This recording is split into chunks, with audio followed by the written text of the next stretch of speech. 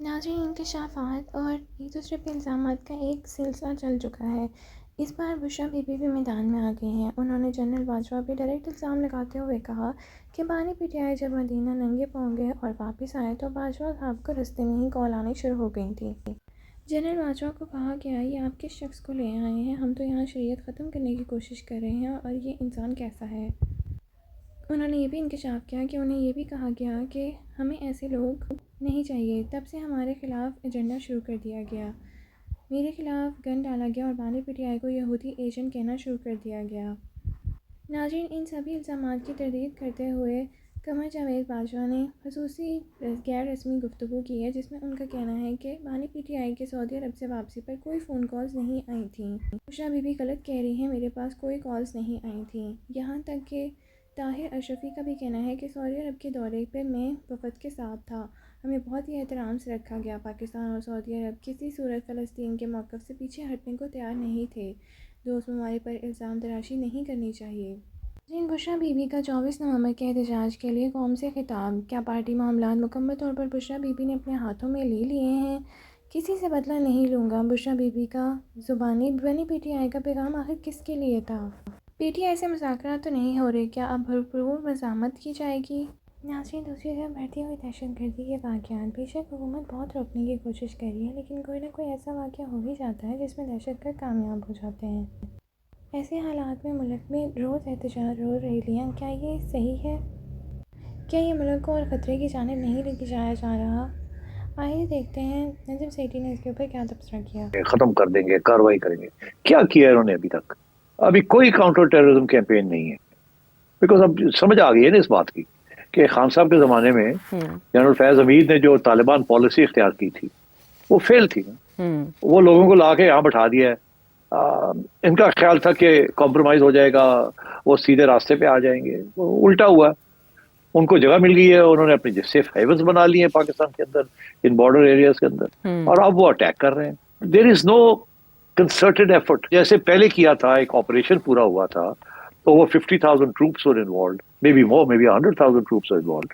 So then they cleaned up that area. تو اب بات یہ ہے کہ اب کوئی اس قسم کی چیز نہیں ہے۔ اور میں نے سنا ہے کہ یہ جو آخری میٹنگ ہوئی ہے اس کے اوپر جو اسٹیٹمنٹ آئی ہے تو یہی آئی ہے نا کہ ہم بلوچ سیپریٹسٹ کے خلاف کارروائی کریں گے، اور ادھر سے بلوچستان سے کوئی پروٹیسٹ آئی ہے کہ یار یہ کوئی طریقہ نہیں، آپ پہلے بھی تو کرتے رہے ہیں۔ اب بات یہ ہے کہ آپ کیا کریں گے؟ What will you do? Baloch separatist like the Taliban, ان کے جو سیف ہیونز ہیں، دے آر ان افغانستان، وہاں سے وہ آتے ہیں، اپنے آپریشن کرتے ہیں اور لوکلز ان کو سپورٹ کرتے ہیں اور پھر وہ چلے جاتے ہیں۔ تو آپ آپریشن کس کے خلاف کریں گے؟ Unless you take the war to Afghanistan, you can't do any operation. اور war to Afghanistan is not no child's play. تو اب بات یہ ہے کہ you are in very serious trouble. آپ کو چاہیے اس وقت ملک کو ایک پلیٹ فارم پہ لانا اینڈ فوکس کرنا آن دس مینس آف ٹیررزم۔ ایک طرف سیپریٹزم ٹیررزم، ایک طرف ریلیجس ٹیررزم، اور بہت طرف آپ کی بہت نقصان ہو رہا ہے۔ اور اب جو سب سے زیادہ سیریس ایشو بن گیا ہے جس کو آپ اوائڈ نہیں کر سکتے، as your problems with China. China نے احتجاج کیا آپ سے کہ you are not providing us security, اور چائنیز پریزیڈنٹ صاحب جو ہیں وہ چائنا کے اندر انڈر پریشر آ رہے ہیں۔ جو میں انٹرنیشنل میڈیا پڑھ رہا ہوں، چائنیز میڈیا پڑھ رہا ہوں، اس سے یہ ہے کہ he is coming under pressure from his own rank and file کہ جی ہمیں ورکرز ہم ایکسپورٹ کر رہے ہیں، ہمیں پروٹیکشن نہیں مل رہی۔ کہیں بھی دنیا میں اور ان کے چائنیز ورکرز کو کے اوپر اٹیکس نہیں ہو رہے سوائے پاکستان کے۔ And this is critical, two reasons. Pakistan is critical for China because of CPEC and the Road and Belt Initiative. ان کے لیے یہ گیٹ وے بہت امپورٹنٹ ہے، نمبر ون۔ نمبر ٹو، انہوں نے یہ سوچا تھا کہ best way to do this is to make investments in Pakistan, تاکہ پاکستان کا بھی ایک ویسٹڈ انٹرسٹ ہو ان دا چائنیز روٹ۔ تو انہوں نے انویسٹمنٹ کی ہے یہاں۔ اچھا، وہ انویسٹمنٹ کو آپ پروٹیکٹ نہیں کر سکتے، آپ یو آر بینگ ٹارگیٹڈ۔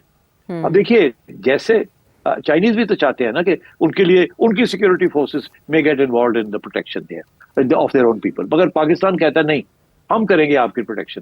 آپ ایک آدھ سپروائزر رکھ سکتے ہیں ہر جگہ جہاں کلسٹر ہے چائنیز کا ورکرز کا، وہاں آپ ایک آدھ بندہ رکھ دیں جو کہ مانیٹر، مگر آپ کی فورسز یہاں نہیں آئیں گی، Chinese soldiers will not come here. اب بات یہ ہے کہ اگر چائنیز سولجرز نہیں آئیں گے تو دو چیزیں، یا آپ پرووائڈ کریں Pakistani soldiers to protect the Chinese wherever they are, اور یا آپ جو لوگ اٹیک کر رہے ہیں ان کو ایلیمینیٹ کریں۔ یہ دونوں بڑے مشکل کام ہیں، اور یہ وہ ملک ہے جہاں آپ کی جو سیکورٹی ایجنسیز ہیں وہ ویسے ہی لڑائی جھگڑے ہو رہے ہیں سیاسی طور پہ اینڈ ڈسگرنٹلمنٹ ہے ایوری ویئر. تو مطلب it's a very difficult situation but you have to have your priorities right. اب پرائیورٹیز یہ بلوچوں کے ساتھ بات چیت بھی نہیں ہے, اب وہ کرنے کے لیے بھی تیار نہیں ہے, ان کو پیچھے سے انڈیا ہیلپ کر رہا ہے یا طالبان کو بھی انڈیا دے رہا ہے. تو اب اور انڈیا کے ساتھ مکا کرنے کے لیے ہم تیار نہیں ہیں, ہم بالکل تیار نہیں ہے. ابھی حال ہی میں چیف صاحب نے ٹھیک ٹھاک کھڑکایا انڈیا کو. اب بات یہ ہے کہ ایک طرف آپ کہتے ہیں کرکٹ کھیلے آ کے آپ, دوسری طرف آپ ان کو کھڑکاتے ہیں, تیسری طرف وہ آپ کو کھڑکا رہے ہیں. تو مطلب ہے کہ یہ کوئی طریقہ تو نہیں ہے. اور میں آپ کو ایک بات بتا دوں جاتے جاتے, دس از ویری ویری سگنیفیکنٹ. اگر یہ بات ہماری اسٹیبلشمنٹ کو نہیں سمجھ آئی تو they should have some serious thinking about this. دیکھیے سب سے اہم ڈیولپمنٹ جو ہو رہی ہے امریکہ میں اور گلوبل پالیٹکس میں وہ ہو رہی ہے ڈونلڈ ٹرمپ.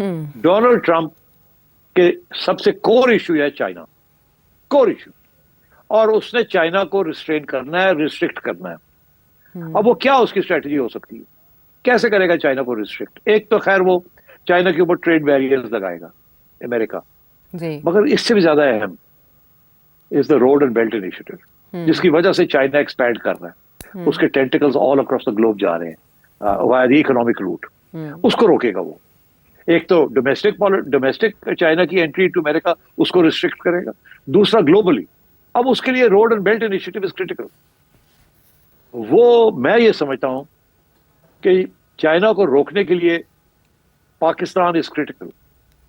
اگر پاکستان ایک فنکشنل ریاست ہو گئی تو چائنا کو روٹ مل جائے گا, وچ واز چائناز ایم, کہ پاکستان کی ریاست کو اور ملک کو افلوٹ رکھنا ہے. اگر پاکستان کی ریاست اور پاکستان کی حکومت اور پاکستان کا پولیٹیکل سسٹم اور پاکستان کی اکانومی ڈس فنکشنل ہو جاتی ہے فار ون ریزن, اگر ڈس فنکشنل ہو جاتی ہے تو پھر چائنا کا یہ روٹ از سیٹلڈ. ایک ڈس فنکشنل اسٹیٹ کے ذریعے اتنی بڑی انویسٹمنٹ چائنا کر رہا ہے, اٹ کانٹ بی سکسیسفل. اور ڈس فنکشنلٹی پاکستان اسٹیٹ کی 3 ایریاز میں ہو سکتی ہے. ایک یہ کہ پولیٹیکل سسٹم کولیپس کر جائے, دوسرا یہ کہ معیشت ٹیک آف نہ کرے, تیسرا یہ جو کہ وہ ڈپینڈنسی اب ہو گئی ہے, آپ دیکھ رہے ہیں کیا ہو رہا ہے, اور تیسرا یہ کہ ٹیررزم کی وجہ سے پاکستان کی سیکیورٹی فورسز کو باک ڈاؤن کر دیا جائے.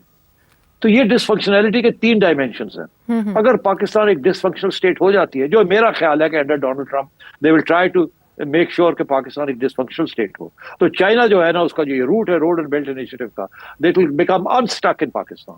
Chinese are very worried about this, very worried. And I think one of the areas is security. ہم سیکیورٹی کی طرف توجہ نہیں دے رہے. ہماری ساری جو توجہ ہے اٹس آن پالیٹکس, اور politics is in a dead lock.